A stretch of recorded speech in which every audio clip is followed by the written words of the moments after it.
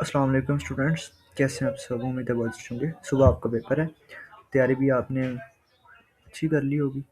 MCQs उस दिन मैंने किए थे, तकरीबन 20 समथिंग थे, 23 थे। तो उनमें से सारे बच्चे बोल रहे थे कि ये आ जाएंगे या नहीं आएंगे। तो इस हिसाब से अभी मैंने दोबारा पेपर तैयार किया है। इसमें से आपके चांसेस ज़्यादा हैं। वो तो एज अ प्रैक्टिस के लिए था। ये अगर आप कर लेंगे तो इसमें मे भी पॉसिबल है कि आपके मार्क्स इंक्रीज़ हो जाएंगे एमसीक्यूज़ में। पहले section noun verb and parts of speech, ये आपको अच्छे से आनी चाहिए ताकि आपके 3 से 4 मार्क्स जो है ना वो हो जाएं एमसीक्यूज़ के। विच of the following is an abstract noun? Bravery जो है वो एब्स्ट्रैक्ट है।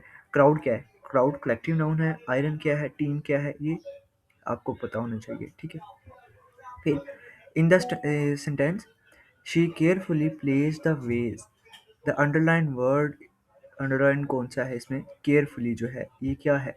एडवर्ब ऑफ मैनर है। अच्छा, एडजेक्टिव आपने फाइंड करना है, वो क्या है? एडवर्ब ऑफ टाइम क्या है इसमें? और एडवर्ब ऑफ प्लेस क्या है? ठीक है, ये सारी चीज़ें इस तरह। Identify the collective noun. Collective noun यहाँ से कौन सा है? ज्यूरी है, मतलब जो जजेस होते हैं उसको ज्यूरी कहते हैं। हैप्पीनेस, हैप्पीनेस क्या है? एब्स्ट्रैक्ट नाउन है। अली क्या है? प्रॉपर नाउन है। वाटर क्या है? अनकाउंटेबल नाउन है। तो इस तरह ये आपने करने हैं। He is a doctor. Here is function as a, is जो है यहाँ पे क्या है? ट्रांसिटिव वर्ब है, लिंकिंग वर्ब है, इंट्रांसिटिव मॉडल वर्ब। यहाँ पे लिंकिंग वर्ब है। तो ट्रांसिटिव और इंट्रांसिटिव में आपको डिफरेंस आना चाहिए। Which sentence uses an intransitive verb? Intransitive verb कौन सा है? द बेबी स्लेप्ट, ये इंट्रांसिटिव वर्ब है। शी sang अ सॉन्ग, ये ट्रांसिटिव वर्ब है। ही एट एन एप्पल, ये भी ट्रांसिटिव है। आई बॉट अ कार, ये भी ट्रांसिटिव है, ठीक है। नेक्स्ट है the crying baby finally fail asleep। The underline word crying यहाँ पे क्या है? ये प्रेजेंट पार्टिसिपल है, ठीक है। Next main verb infinitive and gerund, इन तीनों का भी आपको पता होना चाहिए। To forgive is divine. The underline part, underline यहाँ पे टू है, ठीक है। तो टू क्या है? इन्फिनेटिव है हमारे पास। बाकी तीनों चीज़ें तो हमने कर ली। I enjoy reading books. The underline word कौन सा है यहाँ पे? Reading books.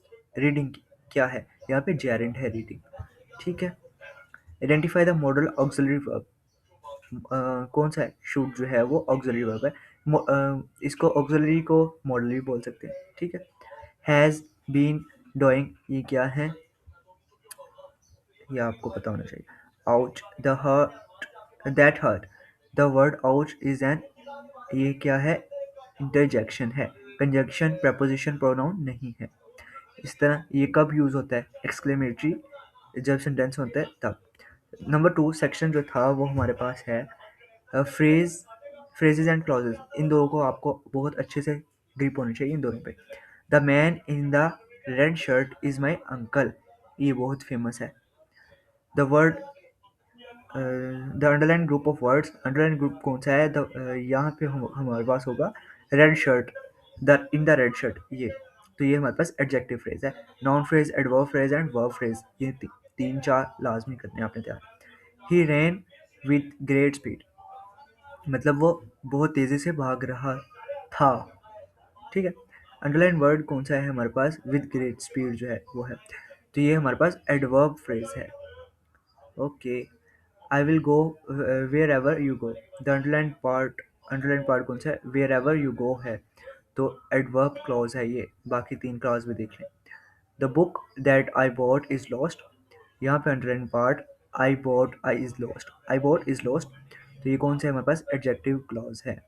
A phrase lacks both a subject and a verb, जो फ्रेज होता है उनमें दो चीज़ें नहीं होती, एक तो सब्जेक्ट नहीं होता और एक वर्ब नहीं होता। फिर तीसरे नंबर पे आ जाता है structure and types, sentence structure आ जाता है जिसमें सिंपल, कंपाउंड, कॉम्प्लेक्स और कंपाउंड कॉम्प्लेक्स आ जाते हैं। ये 4 टाइप्स आ जाती हैं। आई लाइक टी बट जो आ गया ये इसकी वजह से कंपाउंड है। फैन बॉयज जितने भी आएंगे वो कंपाउंड आ जाएगा, ठीक है। I like tea but he likes coffee, there is a compound sentence, ये this is a compound. Because आ गया तो ये कॉम्प्लेक्स आ गया, यस। अच्छा सॉरी, फैन बॉयज जो है वो कॉम्प्लेक्स सेंटेंस में आएंगे, कंपाउंड में नहीं आएंगे।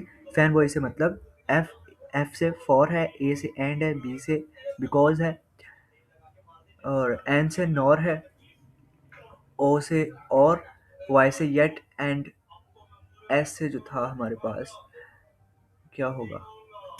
ओके, सो, ठीक है, ऐसे so, because it was raining we stayed inside, this is a dash sentence, ये कम्प्लेक्स सेंटेंस है।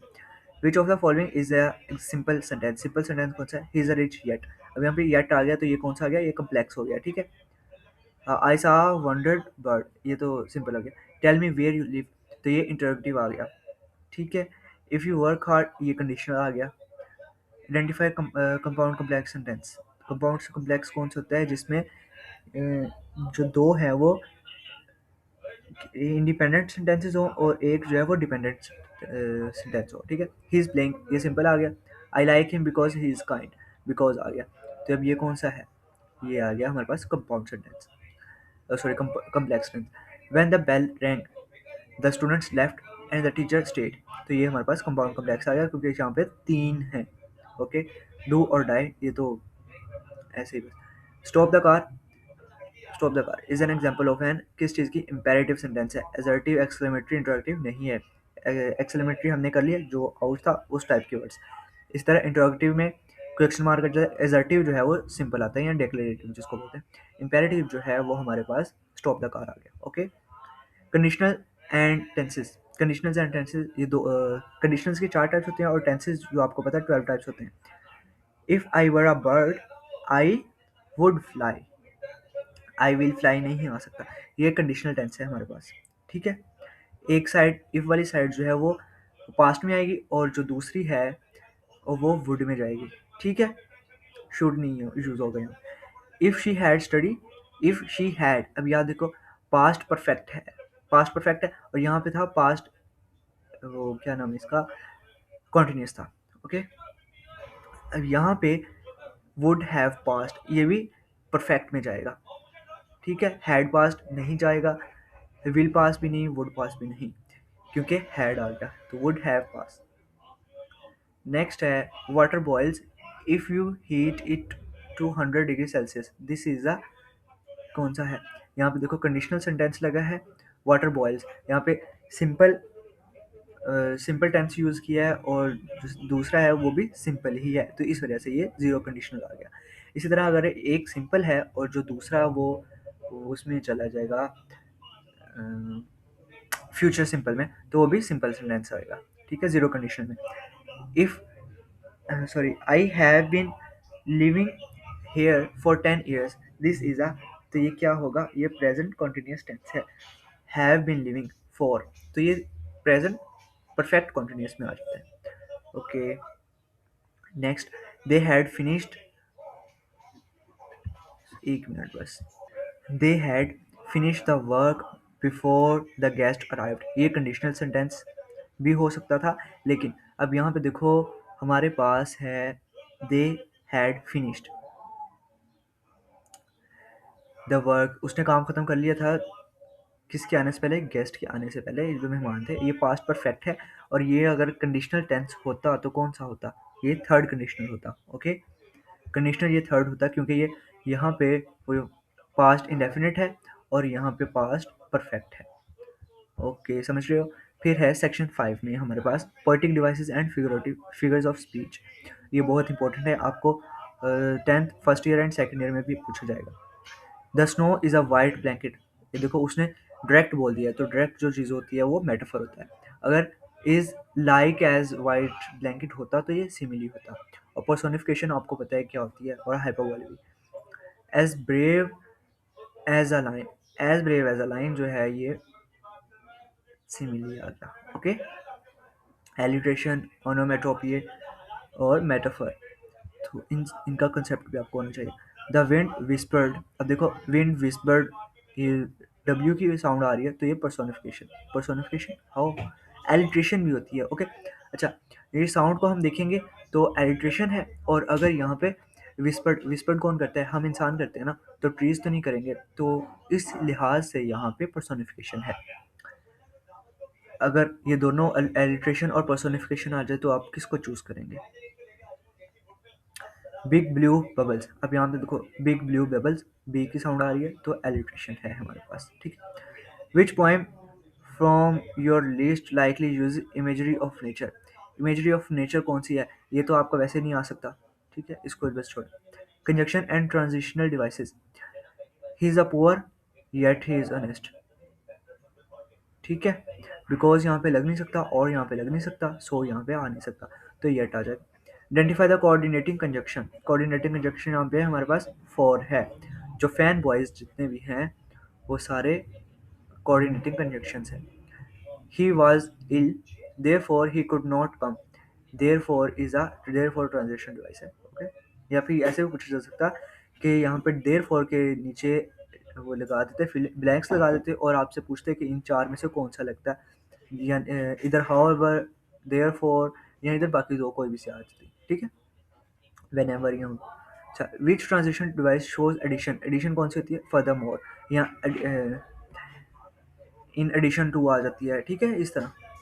इंस्टेड कॉन्सिक्वेंटली हाउएवर ये एडिशन में नहीं आती, सीक्वेंस में फाइनली है, ओके, बट बिकॉज इफ ये नहीं आएंगी, डिनोटेशन, कैनोटेशन एंड वोकेबलरी, तो यहाँ पे हम यहाँ पे देखते हैं, the literal dictionary meaning of word is called its denotation, ठीक है। कैनोटेशन क्या होता है, इसके ऑपोजिट कर दो।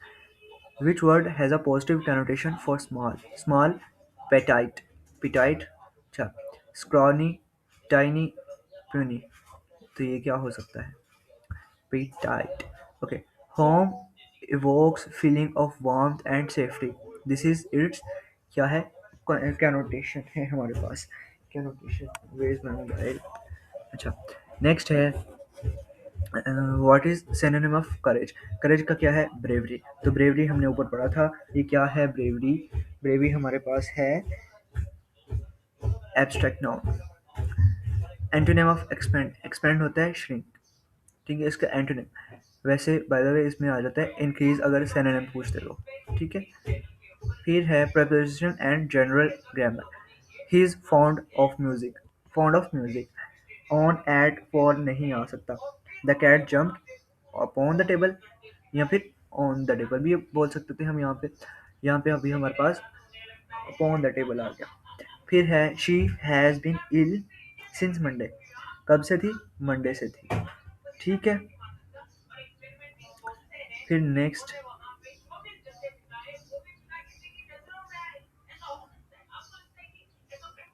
Identify the correct spelling, occasion occasion occasion occasion, तो फर्स्ट वाला है हमारे पास, ठीक है। नेक्स्ट, which of these is a poetic device, poetic used to repeat vowel sound, vowel sound के लिए assonance होती है और consonant sound के लिए consonance होती है, ठीक है। consonance और assonance alliteration की types हैं। blue, in the poem blue might symbolizes sadness और serenity, by the way ये आपके पास नहीं है। try again, ये भी नहीं है आपके पास, यहाँ पे ये भी नहीं है, ये भी नहीं है, ठीक है। फिर एडजेक्टिव, इसमें एडजेक्टिव कौन सा है, माई बुक में से पोजेसिव है, माई जो है वो पोजेसिव को शो करता है, ओके। बाकी सारे हमने पहले कर लिए थे, तो बस आपका पेपर इतना ही से था, और होप सो अगर आपने इसके ऑप्शंस जितने भी हैं वो अच्छे से तैयार कर लिए तो आपके फुल मार्क्स भी बन सकते हैं। कि अल्लाह हाफिज़, थैंक्स फॉर सुनने के लिए मुझे।